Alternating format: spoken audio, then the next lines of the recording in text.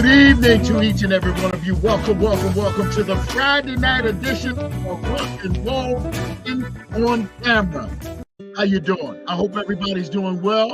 We are doing very, very well. I'm glad to see you. Of course, it's our Friday night show.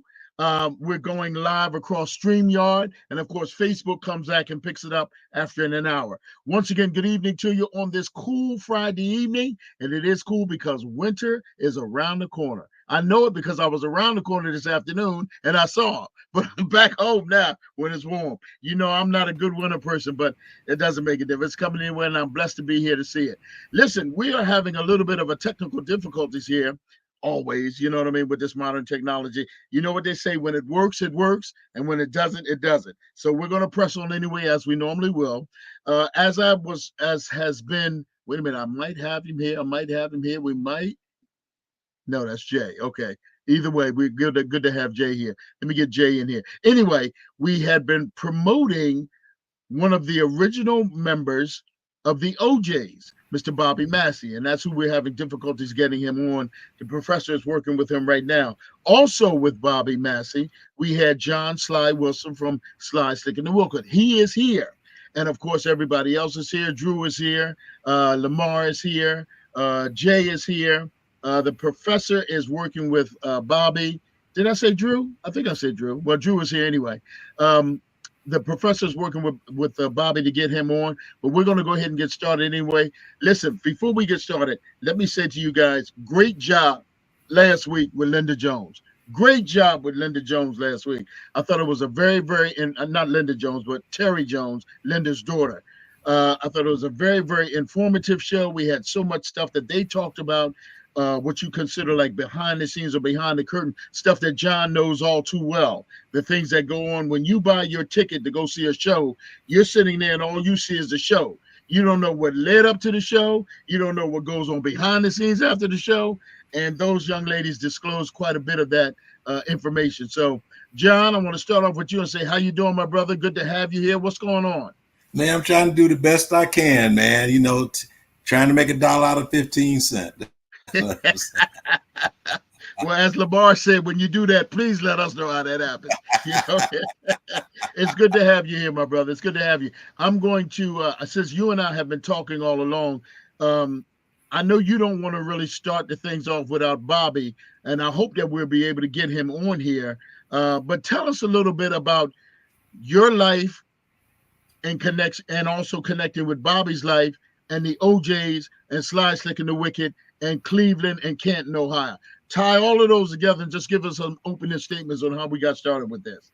Well, again, Bobby being the original member, you know, with Walt, Ed, Will, and Bill Isles, you know, I met when I was about 16 years old, without hoping that Bobby will come on without giving too much of it. But sure. Bobby and I had a mutual friend that I was playing in the marching band with, and when I was in high school, and she had 2 tickets for me to go and see the OJs, right, at Leo's Casino in Cleveland. So I went with her, and on this particular night, which is basically probably one of the greatest nights that I can remember in my life, is okay. It was the OJs battling the Temptations with Flip Wilson emceeing for $1.75. Right. For $1.75. Right. So I went there, and the next thing I know is that when they came off stage, you know, of course I'm blown away. You know, it was a fabulous show. And my friend was getting an autograph from everybody, and that's when I first met Bobby. Okay. And again, you know, meeting the OJs, it was like, I mean, it was one of my dreams, because in my first high school group, in my junior high school group, that's who we copied, was basically the OJs. Everybody was dealing with the Temptations, who I became friends with later on in life. But us being from Cleveland, the OJs were the top one, you know. Okay. You know. Okay. So okay. Yes. So Wow. again, without giving too much, I hope Bob comes on. So so I can really intertwine trying the story. But anyway, not knowing that a few years later, after we signed with Paramount Records, and they only had two R&B groups. They had us and the Pointer Sisters, and so Paramount Records decided to just stay in films, and we ended up going from there and going to James Brown's label, and and recording there, and that's when we did Soul Train. Well, after that, I'm giving you really the short version, and then after that, James Brown closed People Records down, so we were looking for the label, and the OJs. A lot of people don't know the OJs had a label, okay, and so they signed us and a duet, Bobby and Cynthia Woodard, who became the background singer for Tom Jones. In the meantime, Bobby was writing, and he's recording and producing for a label, say Records, and ended up producing the OJs himself. There's a song on Sayru Records called Shattered Man and La Di Da, and this is about probably 1968 or 69. Now, like I said, I'm trying to not give too much away until Bobby comes. But Bobby has always been there for us. And then when he, left the OJs, and started really producing and writing and everything, and I'll give that away later if he doesn't come on. I mean, he was a great influence. I mean, he was a utility man and still is to this day. He's a utility man, great writer, great producer, and very, very unsung on that level. Of course, he'll always be one of, he's in the Rock and Roll Hall of Fame and R&B Hall of Fame as an OJ. Okay, as an OJ. Will always be unsung as a producer. Okay. And as a writer. Okay. As somebody who is he was the utility man. He would put the gigs and stuff together. Okay. And he recognized the talent of Cleveland, Ohio. And he brought a lot of it under one roof. Okay. Then we went to because Shaker Records went down, and we ended up going to Motown. And then Bobby opened up with Walt and Ed another label called SOC Records, The Sound of Cleveland. And so, so, and he was running the president.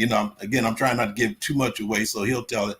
But then, he was producing there. So he's been doing that for, many years, writing, producing, arranging, So this man has a great background other than being the co-founding member of the OJs. Gotcha. Gotcha. And that's what I'm here to celebrate, and with him, to really give him his propers. That's why I asked. I said, when I found out you were going to do it, let me come on with him. If he's going to be here, so I can really, tell him how grateful I am to him for what he has done for my group and other groups and other artists around Cleveland. Okay, yeah, hold on. Bobby's on the phone. We're having difficulties in getting through here. So, John, thank you for that, and we're going to continue talking with you. Let me just get to Professor and find out what Professor, what's happening? Okay, his phone, he can't do it. He has an unsupported browser, and he doesn't know how to install. Okay. He would have to install it. Okay. So he wants to get. You remember how you did someone else with the speaker phone? Yeah. Then you got to do that. We'll do that. Yeah. Ladies and gentlemen, it's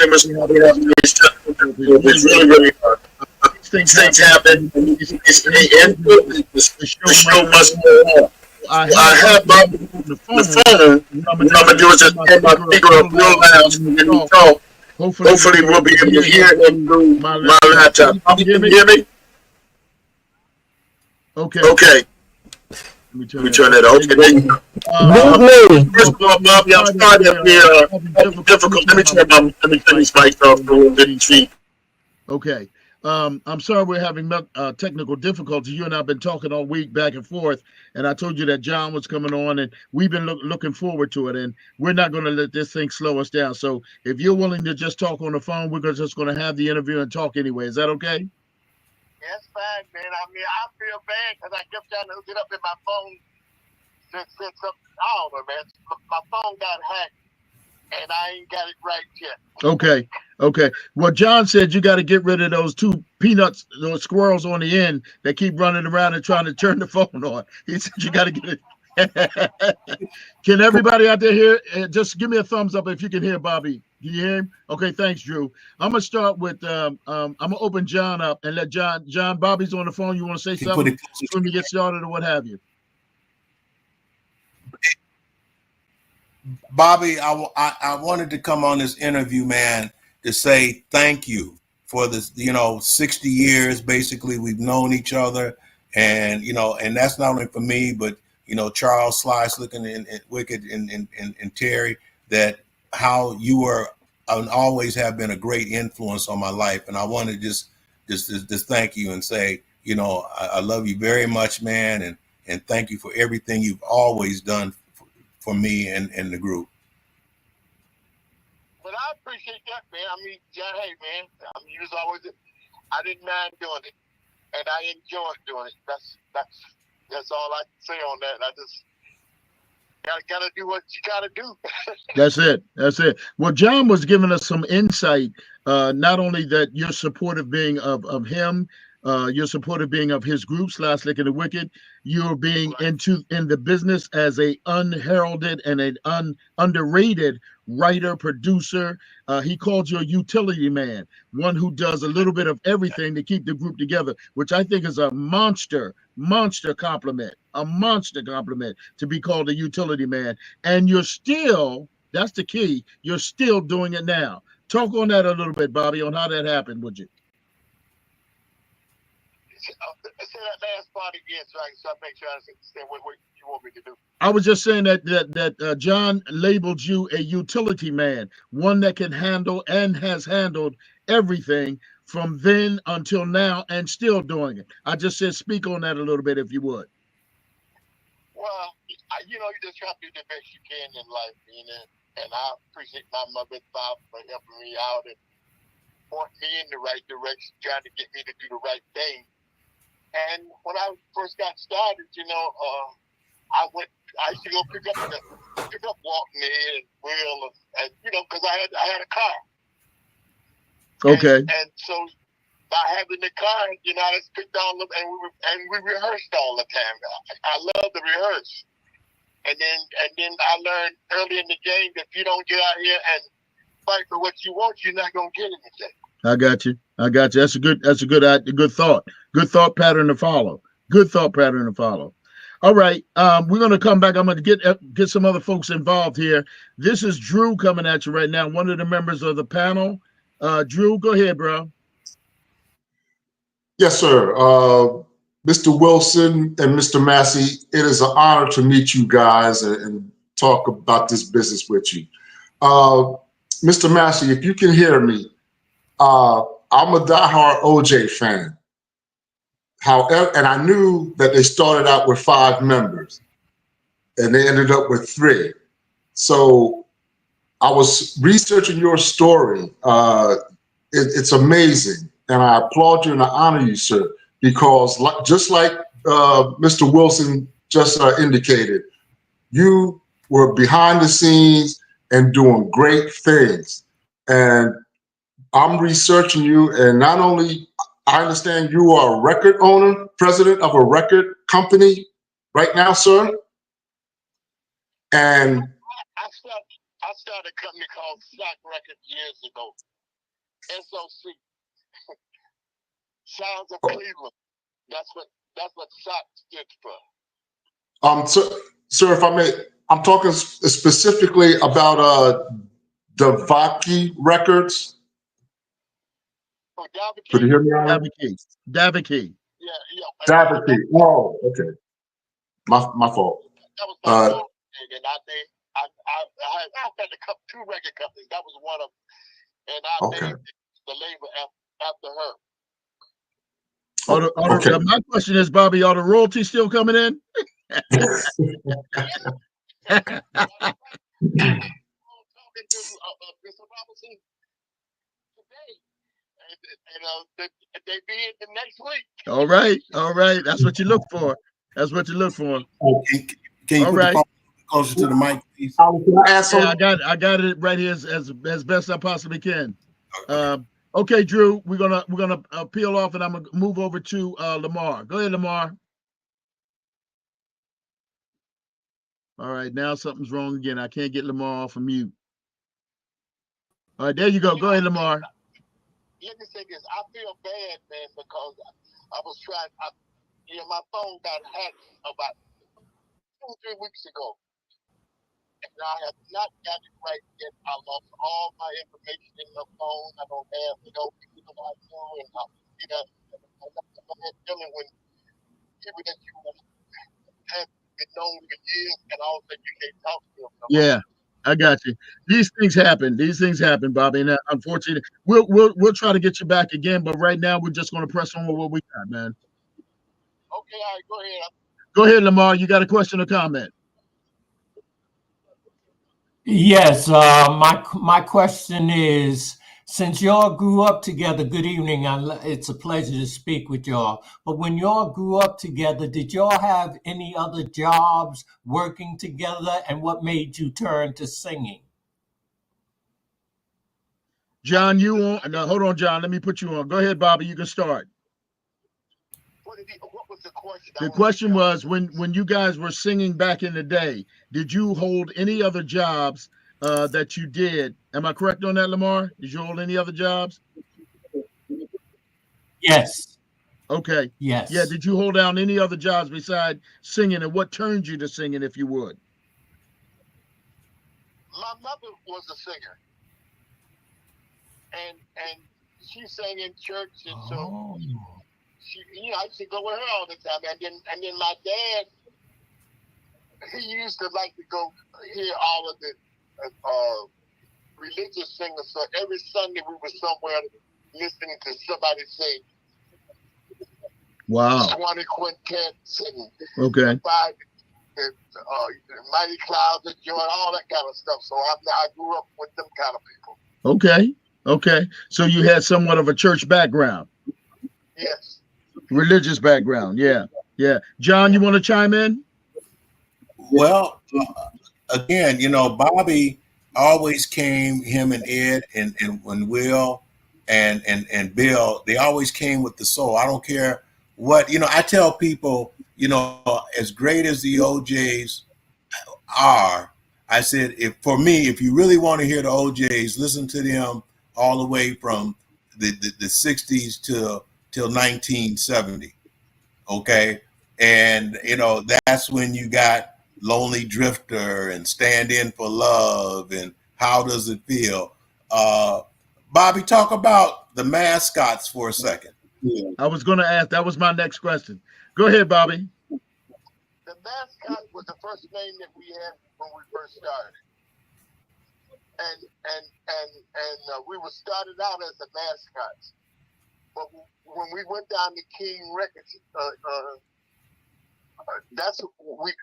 we went from Cleveland down to Cincinnati. That's what King Records was. Okay. And they didn't like that name, and so Eddie OJ changed it because we had recorded down there, and they wanted to put the song out, but Sid Nathan did not like the mascots. Okay. So that's how it was changed to the OJs. And since Eddie OJ was our manager, we kept waiting because they wanted to put the record out, but we didn't have no name. So somebody said, "Hey, call them the OJs." Oh, wow. And that's how we got that name. Wow. Wow. That's awesome. That is awesome. That's awesome. That's awesome. Because Eddie O'J was our manager, see, and he was on the radio. Right. Right. Anyway, Okay. that's how we got the name OJ's. Okay. Okay. All right. I'm gonna move over to thank you, Mara. I'm gonna move over to the professor. Professor, Professor, go go ahead. ahead and Hi, it's nice to see you again, John, and it's nice to meet you, Mr. Massey. I have two things. I'm going to first read my question for Jay, his question rather, because due to technical difficulties, he cannot do this. So his question is, has there been a time when any group has been asked to perform as another group, for example, the OJs being asked to perform as the Moments? Ooh.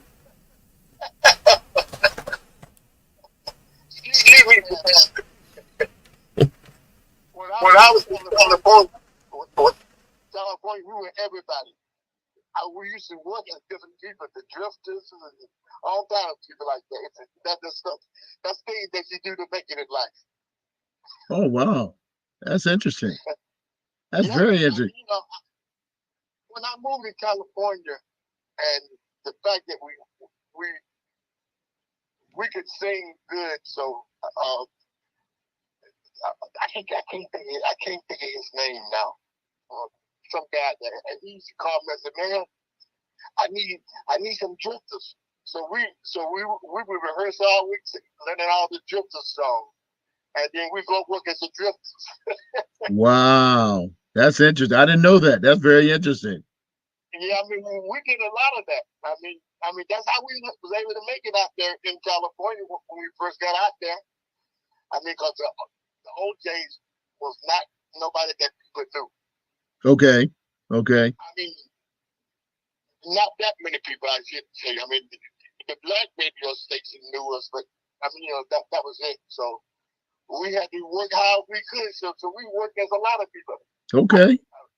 The Okay. Coasters, the Drifters, not the Temptations. I mean, people like that. Okay. Okay. That's a good question, Jay. Very good question. I know you can hear me. That's a very good question. So, Bobby, y'all were lying in and still lying now, right?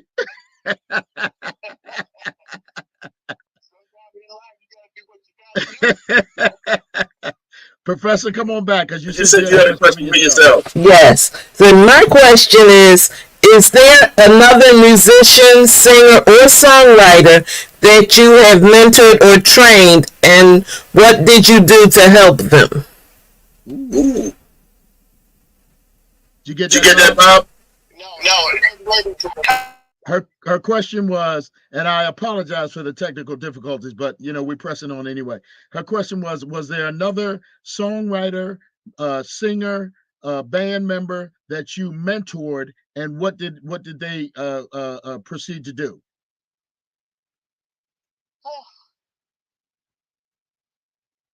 I really can't think of one in particular. I just did whatever I could to help whoever was trying to make it. That's all you can do. Sometimes you meet people and then you click together and you work together. Okay. So that's the best way I can explain that. Okay. I'm going to let John come on in. You got something to say on that, would you? John? Yeah, Bobby, talk about. Can you hear me? Can you hear me? Go ahead. Okay. Yeah. Hey, Bobby, tell them about Seru Records. That was a good question the professor asked, and tell them about the artists that you produced over there at Seru Records, and expound on Cynthia Woodward, who wrote closely with you. Cynthia, what did you say? He said expound Yes. on Cynthia Woodward, who worked very closely with you. And Seru Records. I hadn't talked to her in a long time. Okay. But I mean, Cynthia had a hell of a voice, man, and so what I used to do when I used to go into the studio, I would use her, another lady named Jonathan, as my background singer. So she was part of the women that I used to back up what we were doing.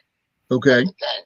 Okay. But any females, her, I mean, I would use me and whoever else, the OJs and Cynthia.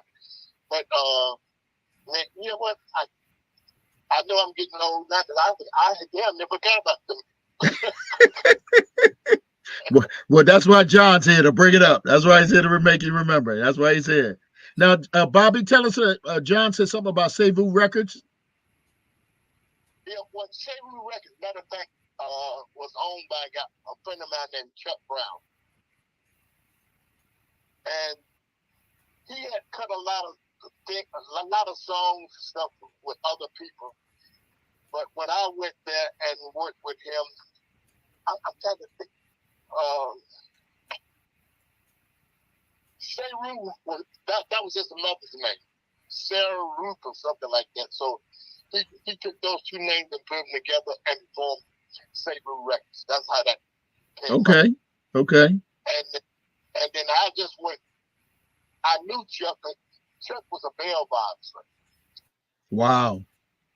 And so yeah. I mean, I guess back in them days, that's how you had to get money. So you used to get people out of jail.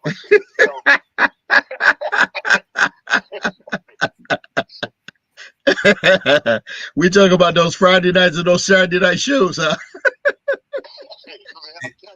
Anyway, Chuck Brown, and it was his label. Seru, that was his. Okay. He took two and halved it up or something. So I just went to work with Chuck. That's what I did. Okay, John, you had something you wanted to say? You wanted to put in there? Yeah. Also, right quick, Cynthia Woodward became the background singer for Tom Jones for many years, but Bobby was the one who really got her out there. But talk about the Ponderosa Twins and your hit with them. You sent me the top. Yeah, Ponderosa Twins. Yeah. What about them? What he said, John asked you to talk about them a little bit, the Ponderosa Twins, and your hit with them. I wanted to. That's what I think you sent me. Okay.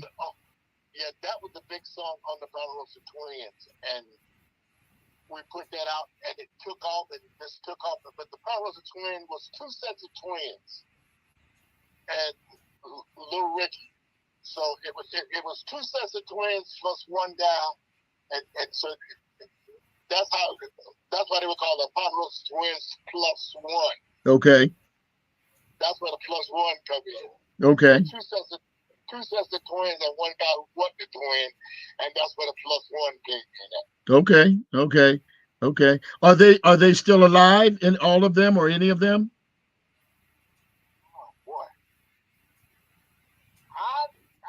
And two of them is dead. I know that to be a fact. Okay. And Little Ricky, I talked to him maybe 3 or 4 years ago. I ain't talked to him in a long time. I had his number in my phone, but when my phone got right. Okay. I may ask John to research that and see if he can find a number for me or something. I'd love to talk to them because they were sort of like one hit wonders, if you will, out here. But the song was really, really big, as you said. You Send Me, you know what I mean? By Sam Cooke made it popular. But then there were other people who came along with it. Aretha did it as well. But the Ponderosa Twins was a little bit different spin on it, and it sort of stuck with us younger folks at that time, if you will. Great story with that. Great story. Let me move back to Lamar, and let me see if I can get Jay in here. I'm gonna see if I can get Jay in. No, I can't. No, I can't get Jay in here. No, I can't. I feel bad because I could not get my thing hooked up. I don't know why that thing wouldn't do that. That's all right. Well, I mean, what you did is just create another chance for us to come back at you again. Yeah. Lamar, hold on a second, Lamar. I'm trying to get your mic unmuted. There you go. Lamar, go ahead, bro. Lamar, go ahead. Okay, as you begin to get known by the people around the world, did you have to change your lifestyle by having more bodyguards around you? His question was, Bobby. His question was, as you got to be more popular around the world, did you have to have more bodyguards around you to make you safe? Yeah, just like I got him around me now. Lamar, he said, yeah, just like you got him around him right now. I kind of knew the answer to that one. I kind of knew, and the let's say it this way, the other folks, if you will, who made famous got bodyguards. I don't think we got too many bodyguards. Yeah, I don't think so. John, am I right on that or what? That's right. That's right. I'll never have as many as Bobby and them had. Bobby, of all the songs that y'all recorded, what was your favorite? Bobby, John asked you, he said, of all the songs that you guys recorded, what was your favorite? I like One Night Affair, Deeper, Look Over Your Shoulder, I'll Be Sweeter. Those are the four big ones. Those are the four big ones right there, bro. Those are the four big ones right there. Yes, sir. Yeah. Those were great songs. Great songs. John, he said, Look Over Your Shoulder, Deeper in Love with You, One Night Affair, and I forgot what the I'll Be Sweeter. I'll Be Sweeter. But okay, one more question for me, Bobby. Talk about working with H.B. Barnum and how that came about. Did you hear him, Bob? Yep, I heard it. All right. H.B. Barnum. We went to California, and H.B. took us up to his house, and H.B. Barnum was a hell of a guy, man. I mean, he's an arranger, he could do anything, man. And so H.B. took care of us. When that's when we met. When we got to California, we went to his office, and then from his office he took us up to his house up in Hollywood up there, and we stayed there first before we moved, and then he's a great guy, man. That's what I can say about HB. Okay. Fantastic. Matter of fact, I talked to him the other day. He called me. Oh, wow. Okay. Well, I'm going to have to call you back and maybe share that number so we can get him on, because all you guys, and that's the whole thing with I explained to you, Bob, why we're doing this. We're trying to keep our music alive. And when I say our, I'm talking about anybody who loved this music from that time frame. You know what I mean? That's what I'm talking about. Doesn't have to be black, doesn't have to be white. It's just anybody that loved this music. John, I'll be right there. Anybody that loved this music and still loves it, even though a lot of the artists are passing away, we want to try our best to keep their name out there and their music out there as best we possibly can. That's the whole purpose of this Friday evening show. John, go ahead. You had a question. Okay. Hey, Bobby, talk about y'all working with George Kerr. Over at Bell. Bobby, John said, talk about your work with George Kerr, which we are very, very familiar with George Kerr. Go ahead. Yeah, I ain't talked to George in a minute, but then, George did them songs on us. Shit, man. I know I'm getting old now. Well, while you remember, and I'll tell you that George is a very good friend of mine. I talked to him last week. And we talk every other week, or at least, sometime twice a week or whatever. And we had on our show at this time last week, Terry Jones, who is Linda Jones's daughter. Wow. Yeah, that's who we had on last week. Well, see, all these, what's funny, man, is I had George's number on my phone. I bought his number. All kinds of stuff like that. It hurts, man, when you have people know you didn't know it for years and all of a sudden. Yeah, I can imagine. It's just like losing them old phone books. I still got mine. It's tied together with tape, spit, rubber bands, glue, and everything. Now, I'll call you back later and give you George's number. That's what I'll do. I didn't know you wanted to reach out, but I can do that. I can certainly do that. Yeah, I mean, that's what I mean by losing everything, man. Yeah. Like, I can't explain it. I got you. I got you. It's a tough deal. I understand. Let me move over to Drew. Drew, we're gonna come at you. Let me get you. Go ahead, Drew. Okay, Mr. Massey, thank you so much for sharing that story about my all-time favorite one-hit wonders, the Ponderosa Trends. Oh man, I love that song. And Ali, that was going to be one of my requests on your top 10. I'll have that ready for you by the end of the week. Well, I don't think you're the only one, Drew. I think Lamar already put it. He done sent me 200 of them already, so I think he done put it in there too. Yeah. Okay. Mr. Massey, if you don't mind me asking, was there any regrets of you leaving the OJs too soon when those real mega hits began to come? Good question. Good question. If you don't mind, sir. You know what? That didn't bother me. I mean, I had did everything that I felt that I could do. We were finally got to where I wanted us to be as a singer. And once I reached that, got to that level, I saw a lot of things that I didn't like about the business. You know, people and, you know, it didn't matter to me. I had reached where I wanted to be as far as business. I mean, sure, you always want to be bigger and all of that, but I mean, it just mattered to me after a certain point, because after you do all that work, man, and do everything for everybody, man, and then the bad part about it is when people don't appreciate what you do for them. Yeah. Good point. Good question, Drew, because I was certainly going to come with that question. Good question.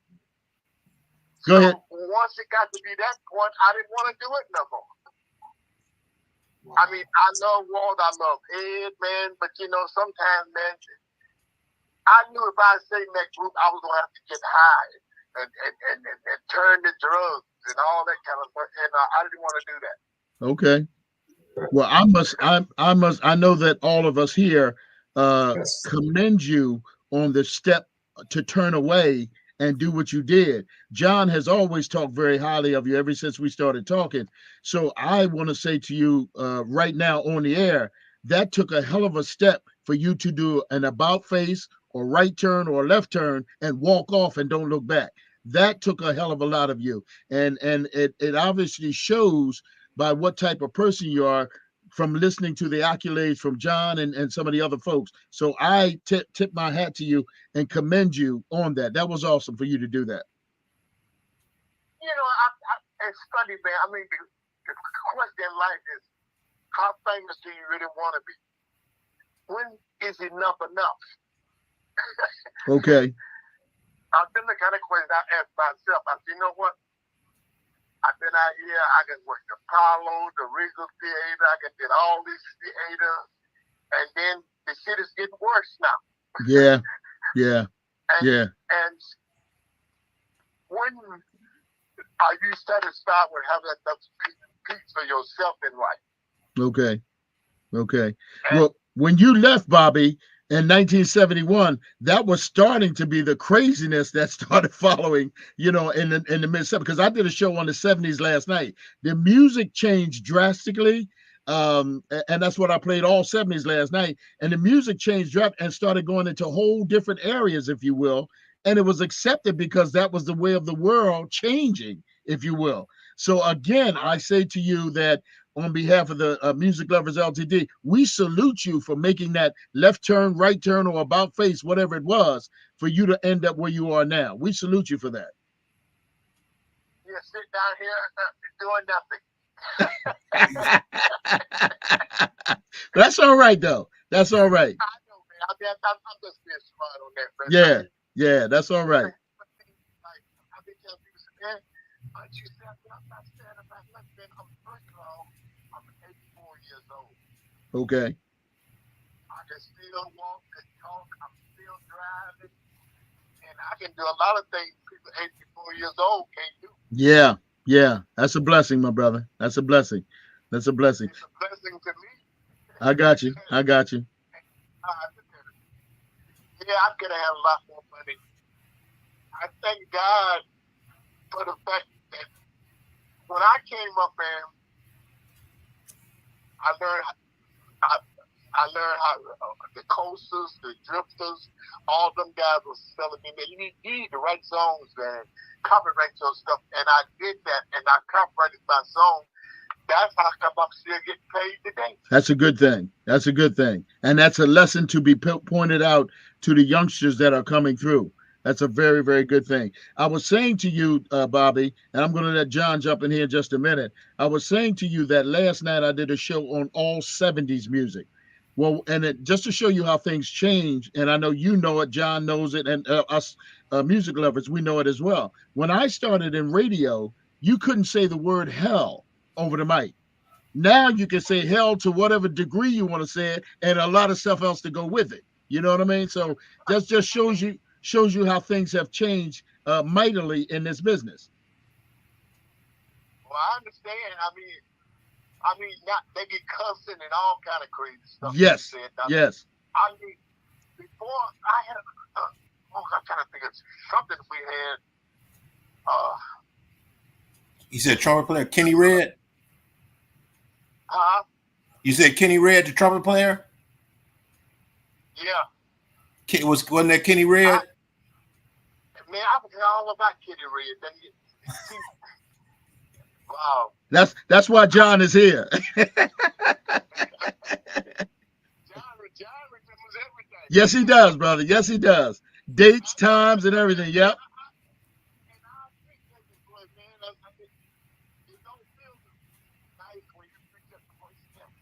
Can't hear you. I got you. Yeah, it happens. It happens. It happens. There's no question about it. I'm glad that John is. What'd you say, Drew? You can't hear? You can't hear. Push up. Get to the closer to the microphone. I got him. I got him up as far as I can get him. Let me just see. Yeah, I got him up there. Okay, let me move it over here. Okay. Go ahead, Bobby. You were saying something. I'm sorry. I don't know what I was saying. That's all right. That's all right. Let me jump back. Let John jump back in here. I want you a question or comment, and then I'm gonna go to the professor. John, go ahead. Okay. Bobby, when they talk about the OJs, they always talk about you, Ed, and Walt.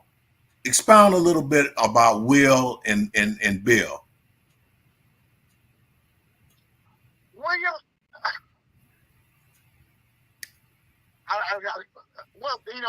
Bill, man, Bill had fell in love with some girl, and he got out of the group early because her name was Laura. I do remember that much, and so he just decided that he wanted to stay with her. We were in California, and we were coming back to Cleveland, and he didn't want to come, so he stayed in California, and that's how Bill ended up leaving the group. Wow. He met the girl in California? Yeah. Wow. Love at first sight, huh? I don't know about the first sight.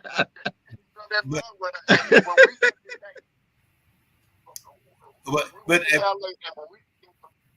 LA back to Cleveland, he didn't want to come, and he didn't come. Wow. But again, on the first tenors, talk a little bit about Will. To me, it's probably he was my mentor as a first tenor with the rest of y'all. But really talk about Will for a second. William was a hell of a tenor. He had a very nice, smooth voice, man. And then the thing about William could sing, but he didn't want to do no leads. Okay. He enjoyed doing the background and keeping the harmony and stuff, man. So, and then I didn't never bother. That's what he wanted to do. I just worked. You learn how to work with people or what they want to do. Right. Oh, but wait a minute. Talk about now. The temps came out when I was telling them. They said, "How did I meet you?" I said, "I met Bobby. We had a mutual friend who you ended up marrying." I didn't put that in. Kathy, and wow. Right, and right. That's how we met, you know, because I came down to Leo's and y'all were, I said it was the OJ's battling the Temptations with Flip Wilson MCing. And Will was singing Working on Your Case, which was the answer to Get Ready. Talk about that a little bit. Oh, okay. What? Which part of that you want to talk about? Wherever you want to start, Bobby.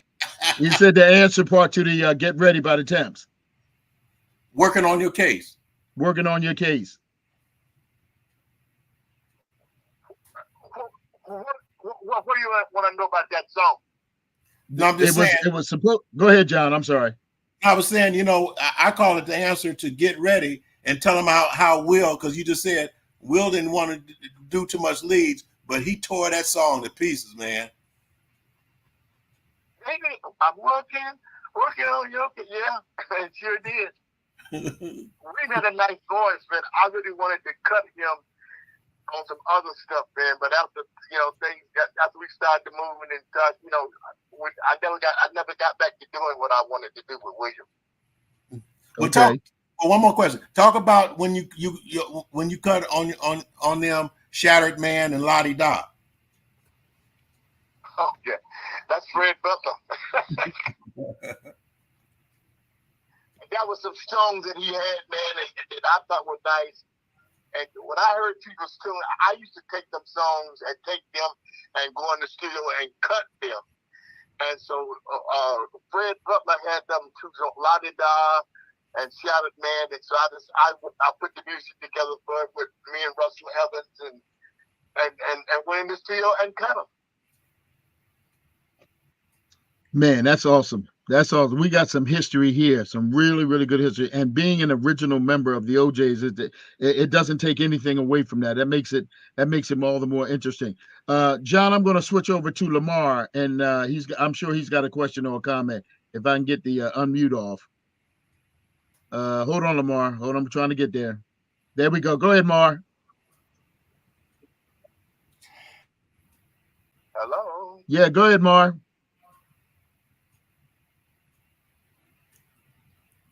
Mar, can you hit? Oh, this thing is. Hold on, Mar. Hold on. Modern technology, folks. That's what it is. Go ahead, Mar. You're on now. You're on now, Mar.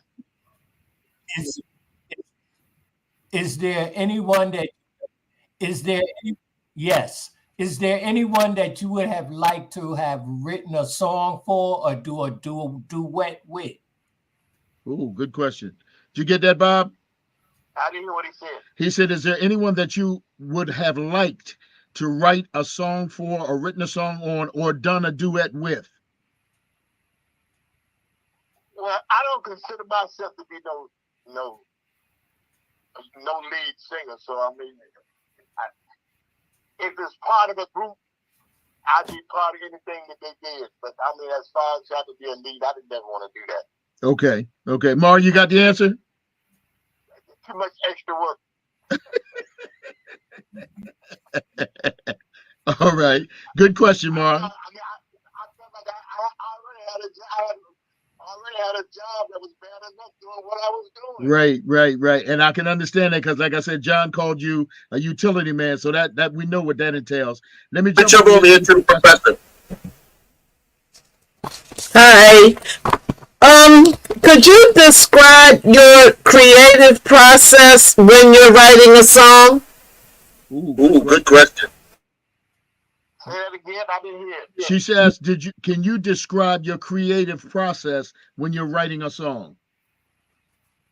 Not really. I mean, it's all, you got a melody in your head and you try to take that melody and develop it into a verse 1 and a verse 2 or a bridge. And after you do that, I mean, I go in the studio and cut the damn thing to see how it sounded. And, that's what I love to do. I used to love to go in the studio. I mean, I had 2 or 3 people with me. If I had an idea, I'd sit down and work it out with Russell and David and Ben and see how it sounded. And then once it sounded good, I went to the studio and cut it. Okay. Bobby, I think that if I can try to break this down, maybe in its most layman's terms, if you will, with the professor being whatever she does is not what you do. So I guess the question is, she's trying to understand how you developed this system, if you want to call it that. John, you can jump in here on that too if you like. How you develop this system? How does it work? Where you just take a melody and walk into a studio and start hitting buttons and make a monster song out of it? How does that happen?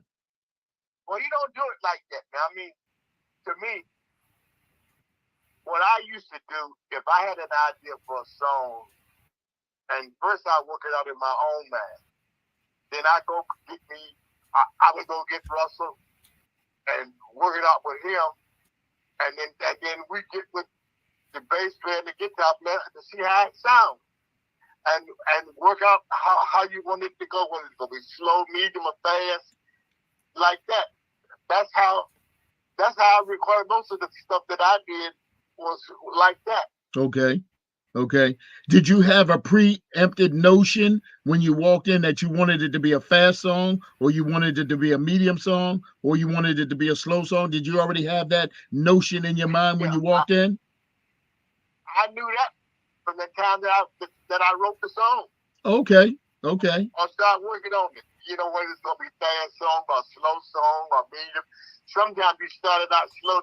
Maybe let's see how it sounds this way. And then you try it fast, but until you find something that satisfies you. Okay. John, you want to jump in here on something? Yeah. Okay. Bobby, when you talk about the Ponderosa Twins, which was a great group, and people have asked me the questions on my interview, and they say, what is the baddest group that you've ever saw? And I say, it wasn't the Jackson 5. The Ponderosa Twins were great, but talk about the Elements. Ooh. Mark Anthony. I was just listening to a song I cut on them. I found it the other day called Son-in-Law. And that song said, I'm not the special one that they both had in mind. I'm not the son-in-law they wanted you to find. Wow. This group is called the Elements? Yep. Let's talk about Mark Anthony for a minute and talk about how the group developed, Bobby.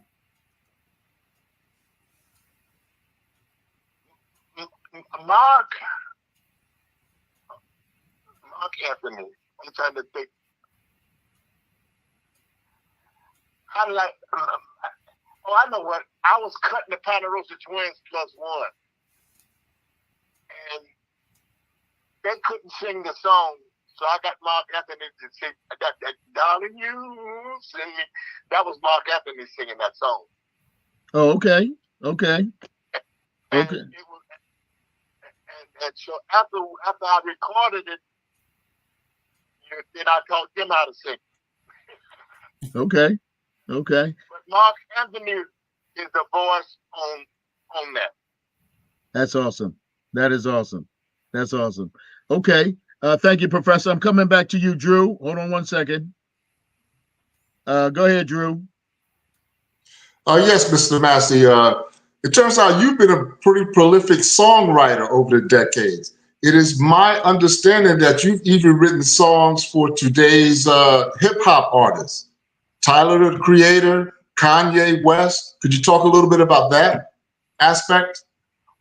Kanye West took my song that I did, and he used the music, and that's how I got involved with Kanye West. Not because I met him personally, because he took some music that I did and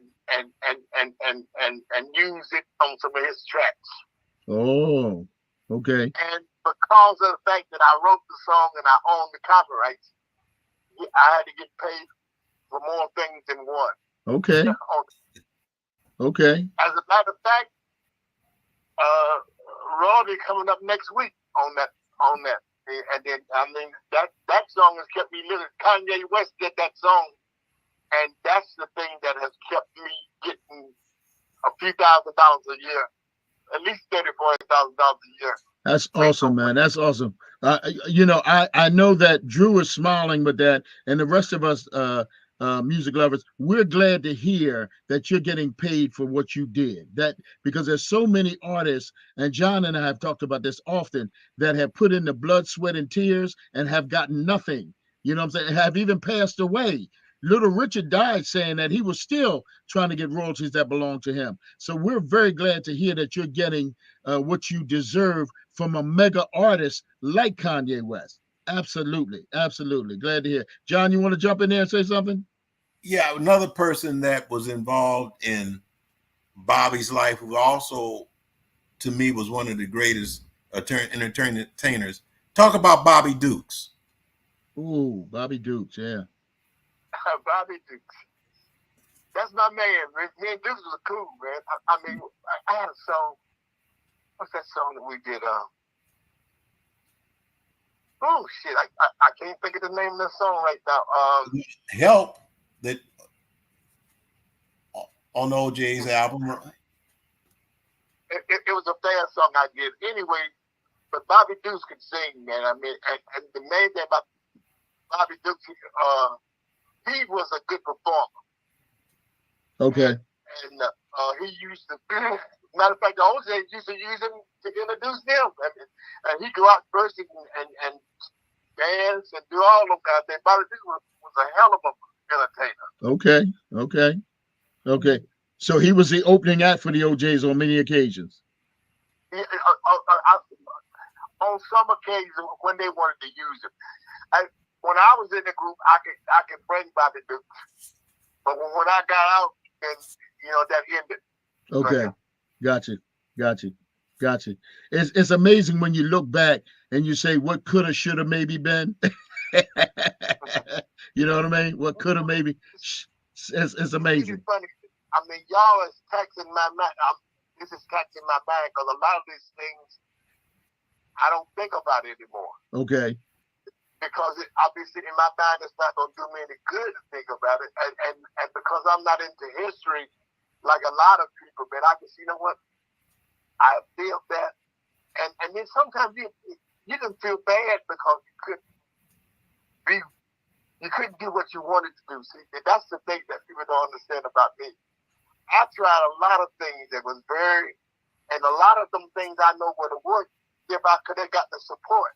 Right. That's a good point. The support, and I had to work my ass. And then at a certain point, you see, I'm just tired of this shit. I mean, the music industry itself is hard enough. Yeah. Without all of all that extra shit that going on with it, and people don't like it, and then this guy don't like it. I mean, when I realized when I got a certain point, you know what? This is gonna be like this forever. Okay. It's gonna get worse. Okay. The worse it's gonna get. Right. And then I knew me, and I always say this to you guys, but I won't tell anybody else this.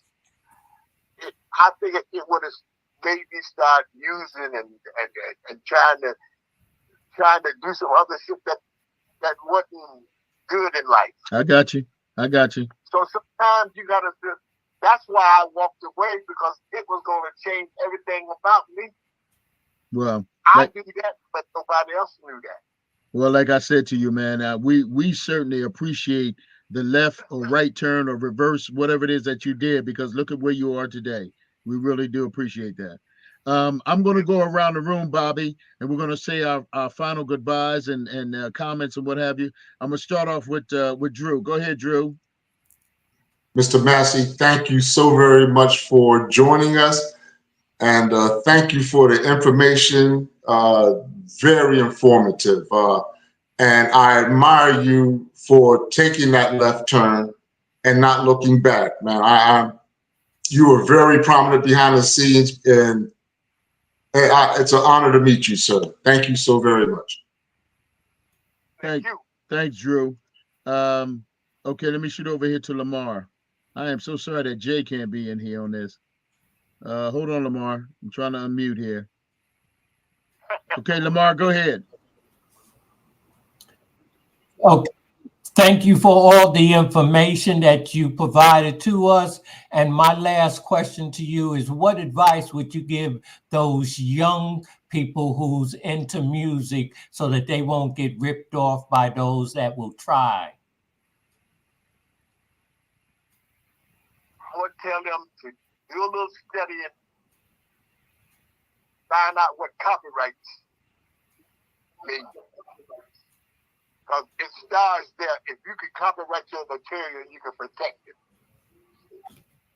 Fantastic. So I would say learn about.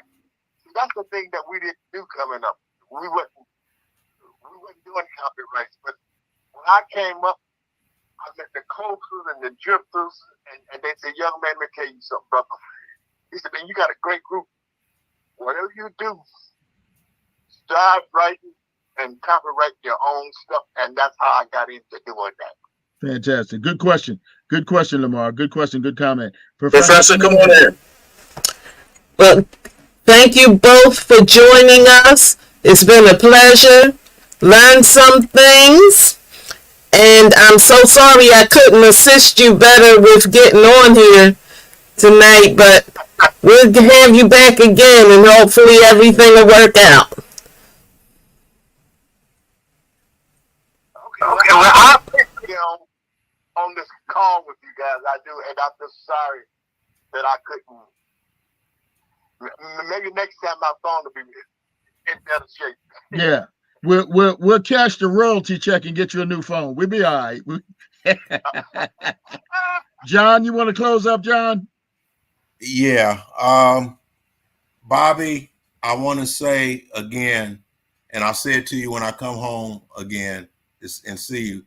Thank you for everything you did for me and Charles and Terry, Sly, Slick, and Wicked. You were always there. You know, when we did the movie The Sax Man, you came down there just to support us and film us as they were filming us. I love you much.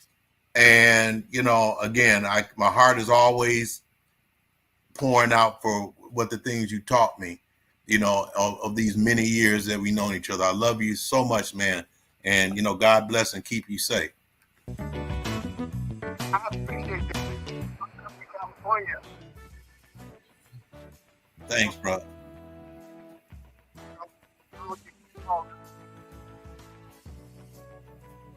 Well, I hope you're out there the same time I'm going, because I'm going to see John in a little while, about 3 weeks or so. I'm going out there to see him. Yeah, I am. I'll talk to you about it off the air. Listen, to the both of you guys, man. John, you know how I feel about you. Love you much. Bobby, just meeting you, but love you just as much. To the Music Lovers LTD, we got to get rolling. We had a great night tonight. Thank you all you folks out there listening and looking at us on the internet. Thank you. Next week, right here at this time, will be one young lady from the Arctic label. Her name is Della Humphreys. She's going to be our special guest next week, Miss Della Humphreys. In the meantime, have a great weekend. Love you all much. And we've been on. Now we're gone.